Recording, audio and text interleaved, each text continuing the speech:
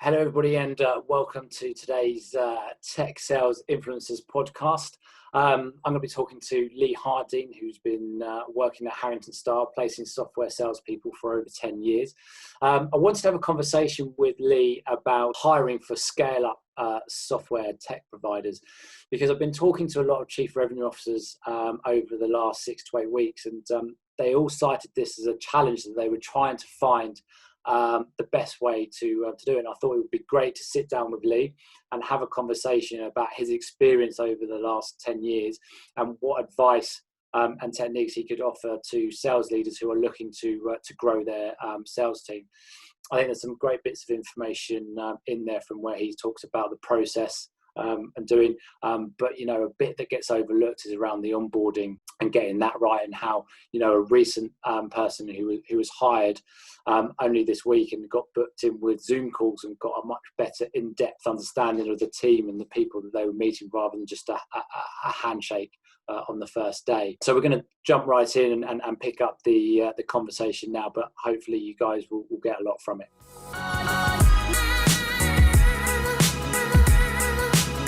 Thanks for joining us and agreeing to do this today.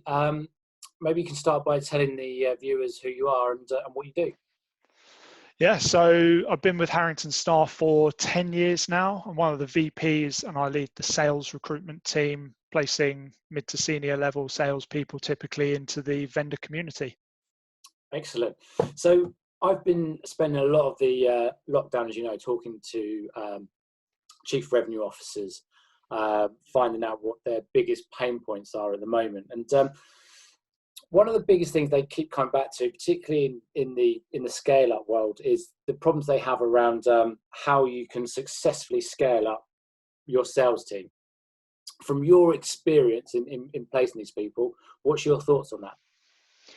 So it is a tricky one. Not surprised that's come up as an issue a few times now. So I think there's a go-to method that we've seen a lot of times, which in some cases can work, other times isn't so good, and that is hiring a big team of SDRs or business development reps. They can be called either. Tend to be quite young, either graduates or a few years of experience. They come in at a cheaper point of cost, but obviously don't come with the level of experience you get from a senior hire. Now that model can work if the sales process or the product you're selling, if it's quite transactional and low ticket, it can work. But if you're talking about an enterprise or a complex or a high value product or proposition, that's where it can come undone in some instances. If you think about the larger companies where you have things like a formalized training program, plenty of well thought out incentives and a lot of oversight, it can work. But if you're a small business and you're trying to coach and mentor and train and drive performance from these individuals, it can be tricky. You can end up with frustrations from the management. You can end up with frustrations from the BDRs. Excessive staff turnover can be an issue, and also frustrations on the end of the client as well. So I don't think it always makes sense to go with the more the merrier approach in many instances. I've also found, and see what your thoughts are on it, it turns around on also who they're selling to, whether you're selling to a CEO or a high level person, that the level of seniority or experience of the person seems to be more important. Do you see that?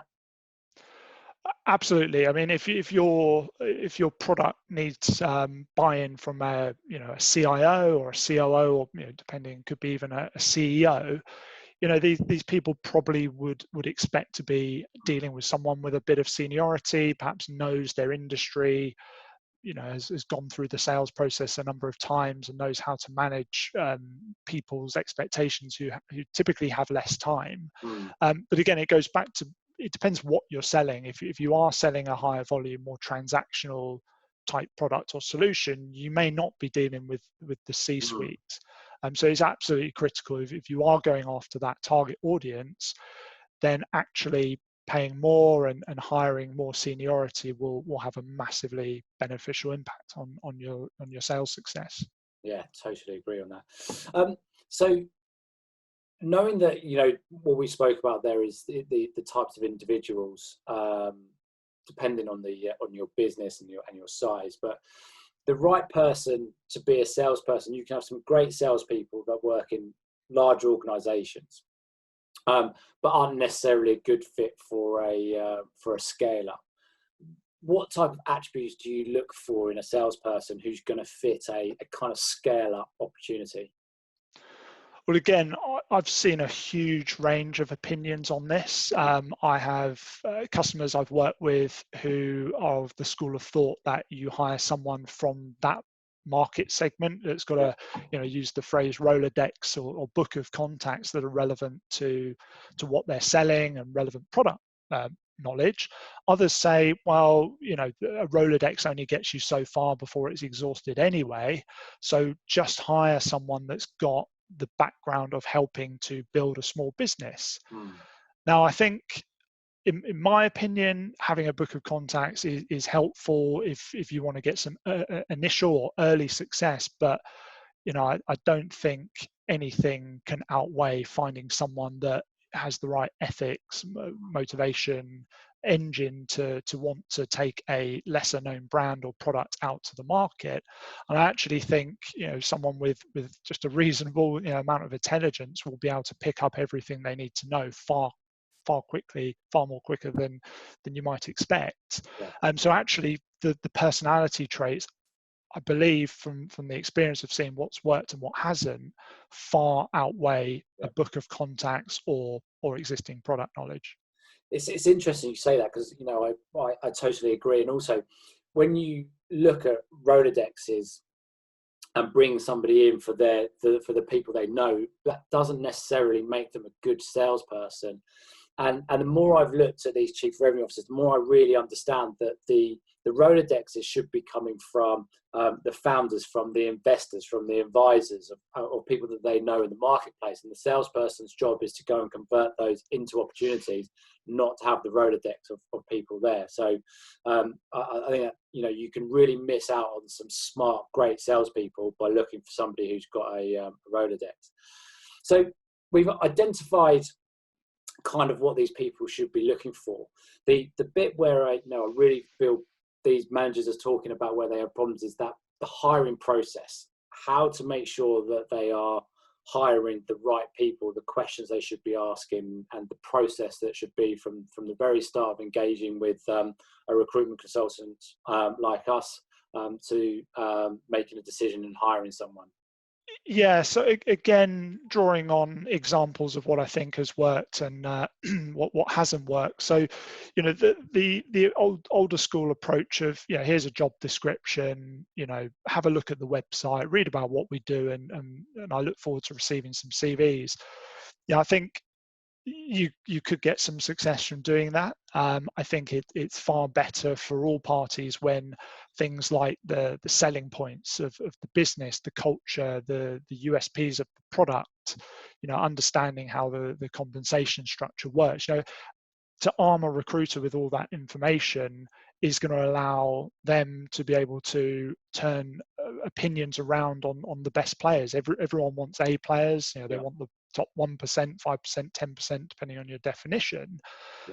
But by nature, those people are going to be the ones who are probably doing well in their current jobs, possibly multiple opportunities on hand for them, and you need to be able to convince them that the startup or the scale up is going to be good for them as well. So just getting that value proposition set up in advance and having that information to hand and thought about, which is not always easy because everyone's trying to compete for the same talent a lot of the time. The next part is actually thinking about what are you trying to achieve from your recruitment process and your interview process.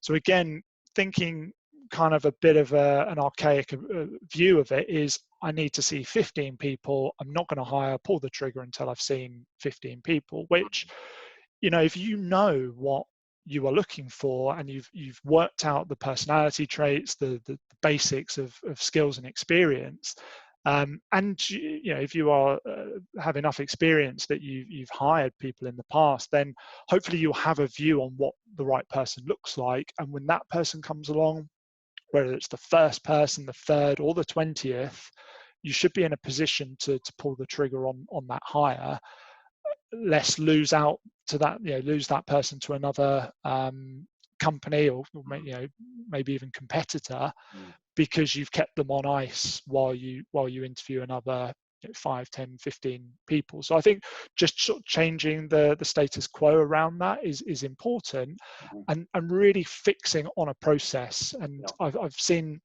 some companies have actually started to advertise what their process. Do a telephone screening, you'll do a first round interview, do a second, do the background checks, and we'll make an offer, that sort of thing. And depending on the seniority of the role, it may or may not have more or less stages. But just fixing on that, committing to that, so candidates know what the process is going to look like before they enter into it, means that everyone's happier. And hopefully that means that people will secure the talent they really want, and not having to go for second best because the first choice was lost to the timescales. So looking to pick your brains on a couple of bits, particularly around the process. In your opinion, in a scale-up organisation, who should be involved in the interview process? Well, I've seen situations where it's a hiring manager and maybe a chief revenue officer or chief commercial officer.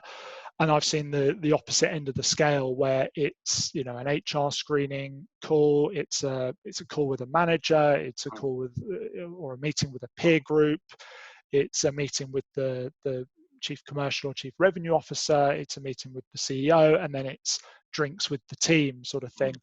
And I think the challenge is there. I always liken it to buying a house. You could find the perfect house for whatever you want, your budget, everything you want.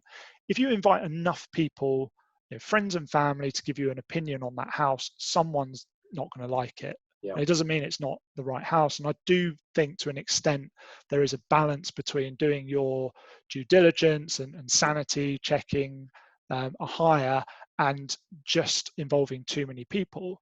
So my view would be they have to meet the hiring manager. Whoever's going to be the line management for this person has to meet them. I think you should do a sense check with a boss, the chief revenue officer, chief commercial officer, or CEO, depending on the size of the company.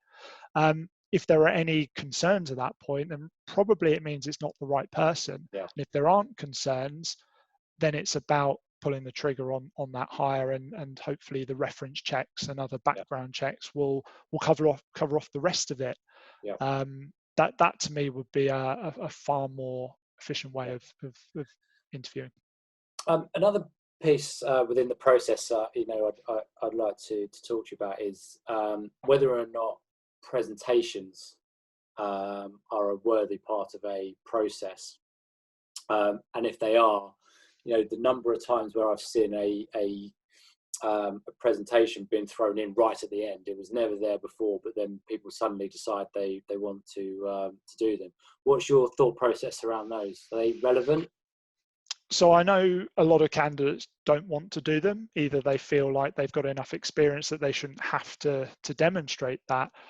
My personal view is actually the presentation stage, whilst sometimes a little bit annoying from time scales or the amount of preparation required, presenting is a key skill to a salesperson. Being able to capture an audience, engage maybe a mixture of technical and business, a mixture of mid-level and senior prospect management is a skill, and I don't blame companies for wanting to test that. So I totally understand.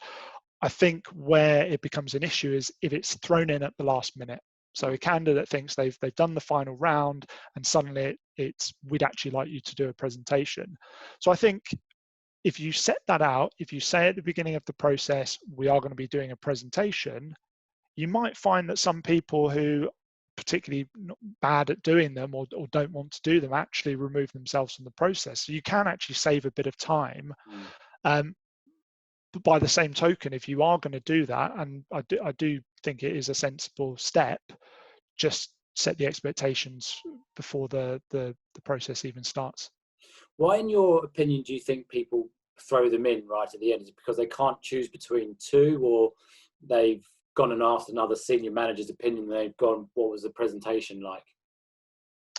Well, either it's just a lack of communication. It was always there. It just wasn't explained to the recruiter or to the candidate, or even on the website, on the careers page. Other times, I think maybe someone says, I quite like that person. I think they'd be good for your team. But what about their presenting skills? Have you tested that? And someone thinks, oh no, actually I haven't. Maybe that would be a good idea. So I do think it's probably not intentional, that it's thrown as a sort of curveball, and then, as I say, it does make sense.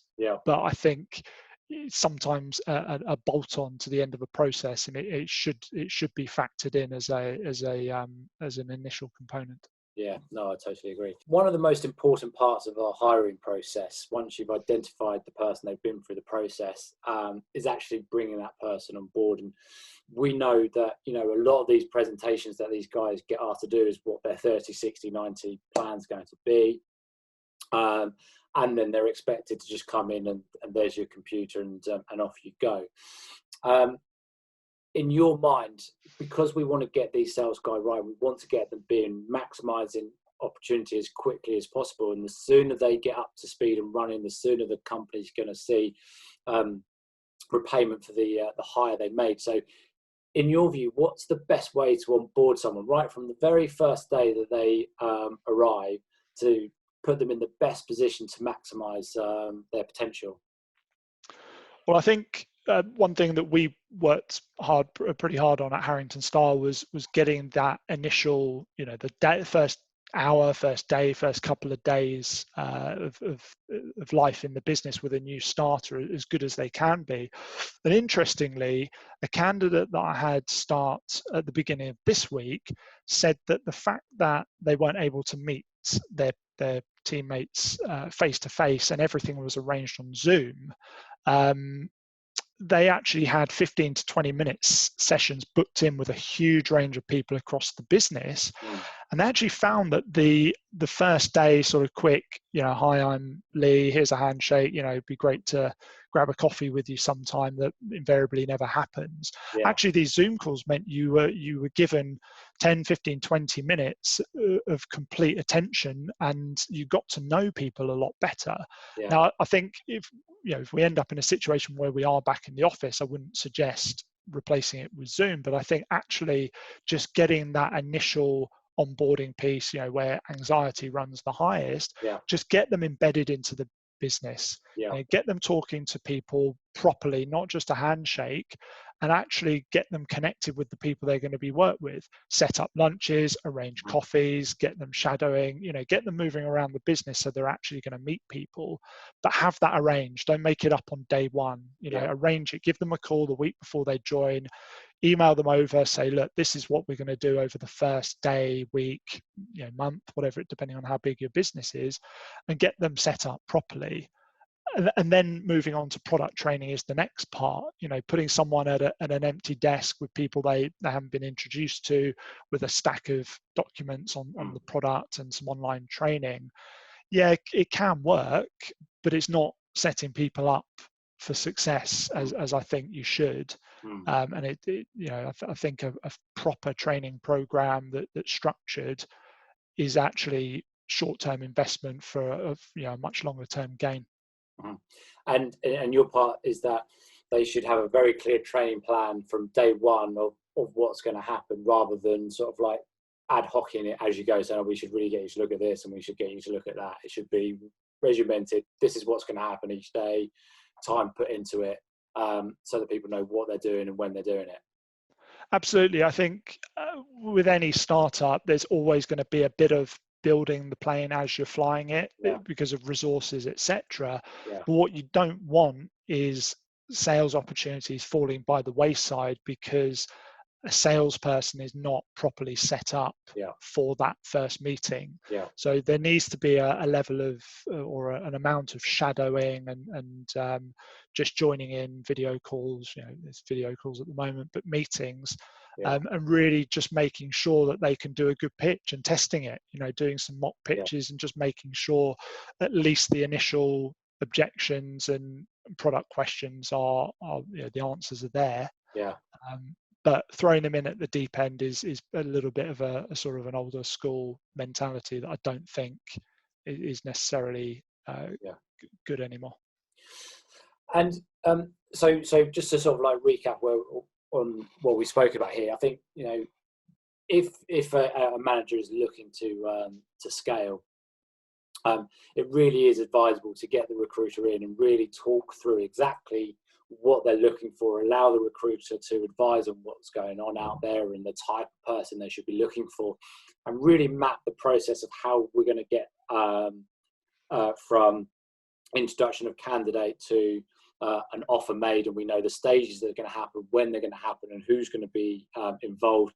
Try and keep it as tight as possible to the people that need to be involved. I think you did a great analogy around buying a house there on that.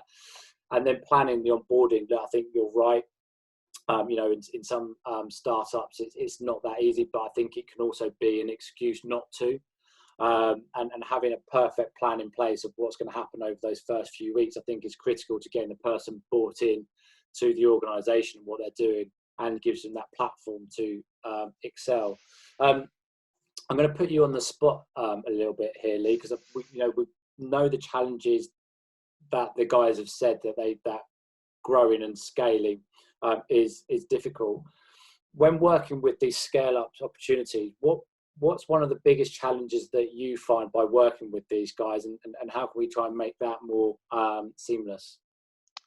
So time constraints are probably the biggest challenge. I regularly work with CROs, CCOs who are having to actually do the frontline selling. So they will say, Lee, I'm trying to sell, I'm trying to build a team, I'm trying to recruit, I've got my strategic and board level obligations, and I just don't have time.